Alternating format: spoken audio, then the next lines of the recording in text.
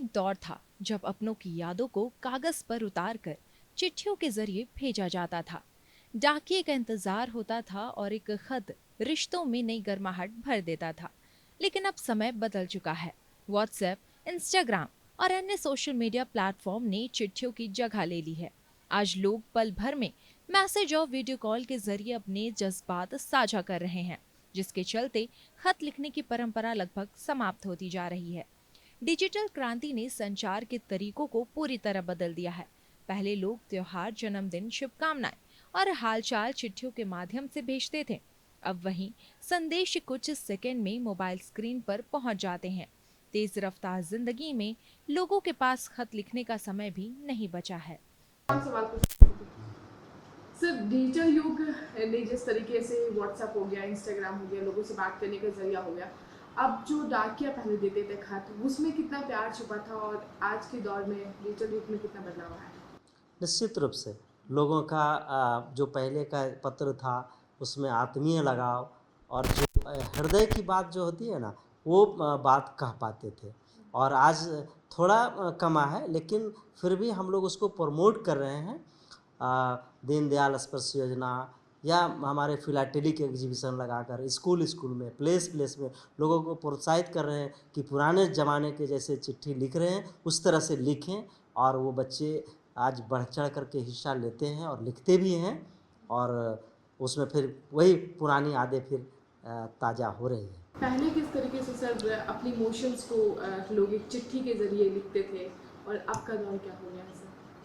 पहले तो चिट्ठी के लिखते थे, आज भी लिख रहे हैं, थोड़ी मात्रा कम हुई है। आज तो व्हाट्सएप और डिजिटल युग में व्हाट्सएप और मोबाइल फ़ोन से थोड़ा बढ़ा है, लेकिन बढ़ने के बाद भी जो हम कनेक्टिविटी उस समय कर पाते थे एक दूसरे से, वो हम आज नहीं कर पाए। और अंततः हमारा यही सहारा है, और इसका डाक विभाग हम लोग कोशिश कर रहे हैं कि लोगों में पुरानी आदतें पुनः आए और वो पुराने युग में जाएं और उसी तरह से प्यार मोहब्बत बांटें लोगों में। सर अगर मैं आपकी बात करूं तो आप भी किसी ज़माने में खत पढ़ा करते थे, खत लिखा करते थे, वो इमोशन क्या है?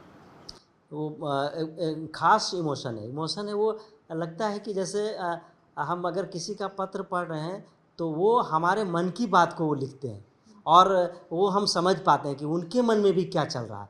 तो ये दोनों तरफ के समझ होती है, वो हम समझ पाते हैं, एक एक चीज़ समझ पाते हैं। लेख कैसे लिखते थे सर आप? लेख जैसे पहले जैसे अब हम अपने बड़ों को, अपने माँ और पिताजी को लिखते हैं तो आदरणीय माताजी, पिताजी, चरण स्पर्श। तो चरण स्पर्श में वो ना एक छुपा रहता था कि सच में मेरा बेटा और बाप जो भी हैं वो चरण स्पर्श कर रहे हैं।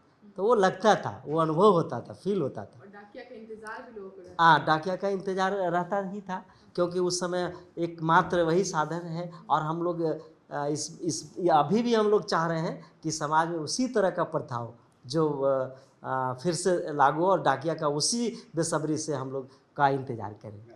हाँ, मैसेज क्या देंगे सर? मैसेज देंगे कि हम चाहेंगे कि आप पत्र के माध्यम से सभी लोग उसको पुनर्जीवित करेंगे, और वो जो उसमें जो छुपा है भाव, उस भाव को आप अनुभव करें, यही आपसे रिक्वेस्ट रहेगा।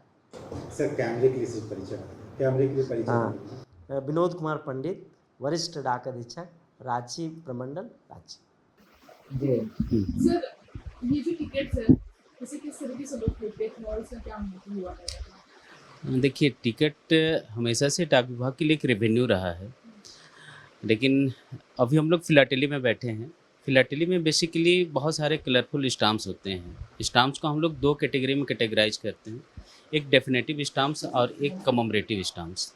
डेफिनेटिव स्टाम्प्स जो हम लोग चिट्ठी में चिपकाते हैं और एक जगह से दूसरी जगह चिट्ठी चलती है उस स्टाम्प के भरोसे, और एक होता है कममेमोरेटिव स्टाम्प जो आप चारों तरफ देख रहे होंगे, जिसमें art, culture, flora, fauna, nature, science, सारा कुछ उसमें मिलेगा। हम लोग पूरे देश को एक आईने की तरह डाक टिकट में संजो के रखते हैं।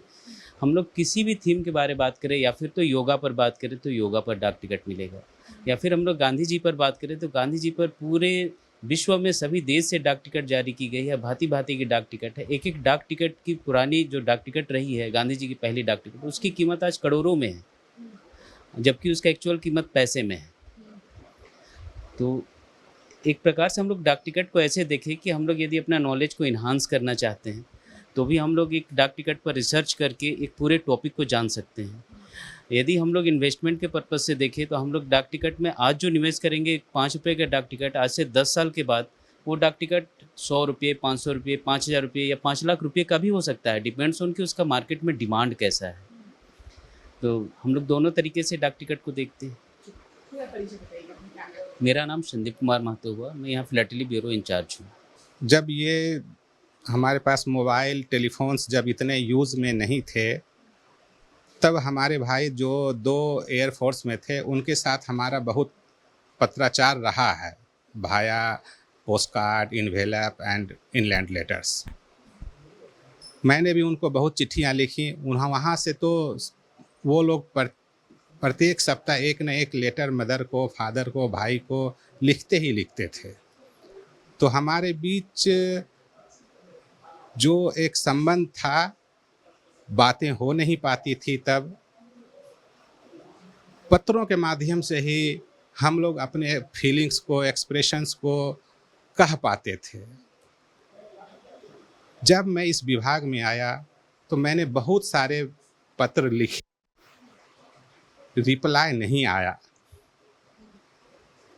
आज के सोशल मीडिया और जो पत्र के बीच में एक बड़ा अंतर जो है, सोशल मीडिया में लोग सिर्फ इंफॉर्मेशन दे पाते हैं, फीलिंग्स नहीं दे पाते हैं, एक्सप्रेस नहीं कर पाते हैं अपने आप को। और जो लेटर लिखना है वो एक कला है, और कला को आप जितना निखार सकें उतना बेहतर है। मैं सभी से दरख्वास्त करूंगा, रिक्वेस्ट करूंगा, हमारा एक विनम्र प्रार्थना है कि इस कला को लोग अपनाएं। जिस कोई एक नॉवल भी मुझे याद आ रहा है, नदी के द्वीप, शायद अगे साहब का लिखा हुआ है। इतना बढ़िया उसमें लेटर्स के माध्यम से जो फीलिंग्स कैसे एक्सप्रेस किया जाता है, उसमें बहुत ही अच्छा तरीका से दिया गया है। मैं सभी से आग्रह करूंगा कि इस कला को अपनाएं, इसको आप निखारें, बेहतर बनाएं। पूरा परिचय बताइएगा। मैं Diwakar Kumar, senior post master, Ranchi GPO. कभी डाकघरों में चिट्ठियां भेजने वालों की लंबी कतारें दिखाई देती थी, लेकिन अब ये नजारा बेहद कम देखने को मिलता है। नई पीढ़ी का अधिकांश हिस्सा शायद ही कभी अपने हाथों से कोई खत लिखता हो। भावनाओं से भरी हस्तलिखित चिट्ठियां अब यादों और पुराने बक्सों तक सीमित होकर रह गई। विशेषज्ञों का मानना है कि तकनीक ने संवाद को आसान और तेज बनाया है, लेकिन चिट्ठियों से जुड़ी आत्मीयता और अपनापन कहीं न कहीं खो गया है। हाथों से लिखे शब्दों में जो भावनात्मक जुड़ाव होता है, उसकी जगह डिजिटल संदेश पूरी तरह नहीं ले पाए हैं। डिजिटल युग ने संचार को तेज और आसान जरूर बना दिया है, लेकिन चिट्ठियों की यह स्याही, इंतजार की खुशी और शब्दों में छिपी भावनाएं आज भी लोगों की यादों में जिंदा है।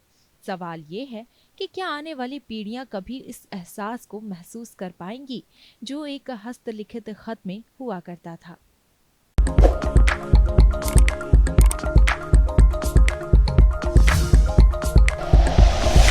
Like and share videos, subscribe करें हमारा चैनल और प्रेस करें बेल आइकॉन। न्यूज़ 11 भारत, सच है तो दिखेगा।